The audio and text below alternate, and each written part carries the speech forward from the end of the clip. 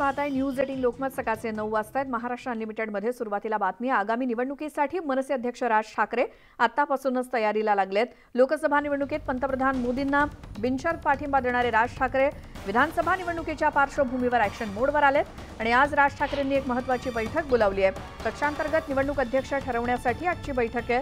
त्यामुळे निवडणुकीतील कमबॅकसाठी सज्ज असलेले राज ठाकरे पक्षांतर्गत निवडणूक अध्यक्षपदाची जबाबदारी कोणावर सोपवणार याकडे सर्वांचं लक्ष लागलंय।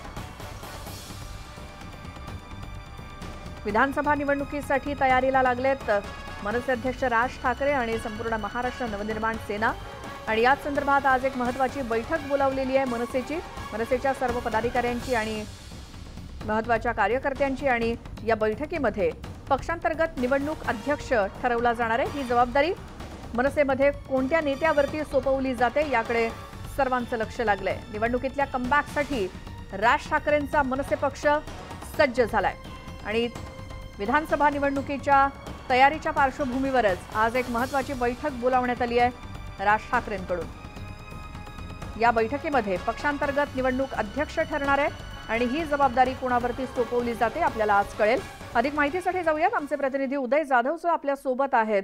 उदय, मनसेच्या या सगळ्या रणनीती संदर्भात, विधानसभेच्या तयारी संदर्भात आणि आजच्या बैठकीबद्दल काय माहिती? मनसेची आजची बैठक अत्यंत महत्त्वाची असणार आहे, कारण मनसे आता केंद्रीय निवडणूक आयोगाने आखून दिलेल्या एकूणच सर्व कायदेशीर जी निवडणूक प्रक्रिया जी आहे ती पाडली जाणार आहे। वांद्रे येथील रंगशारदा सभागृहामध्ये ही महत्त्वाची बैठक होणार आहे आणि बैठकीनंतर कल्चरल सेंटर माटुंगा येथे निवडणूक प्रक्रिया जी आहे ती पार पाडली जाणार आहे आणि या प्रक्रियेमध्ये एकूणच मनसेचे अध्यक्ष कोण असतील, त्याचबरोबर इतर महत्त्वाचे पदाधिकारी आणि कार्यकारिणी कोण असेल या संदर्भात निवडणूक घेतली जाणार आहे। मतदान जे आहे ते मनसेचे पदाधिकारी आणि त्या मतदान प्रक्रियेतून मनसेचे अध्यक्ष कोण असेल हे देखील निवडले जाणार आहे आणि त्याचबरोबर इतरही कार्यकारिणी जी आहे ती निवडली जाणार आहे। त्यामुळे आजच्या बैठकीमध्ये सर्वांचं लक्ष लागलेलं आहे।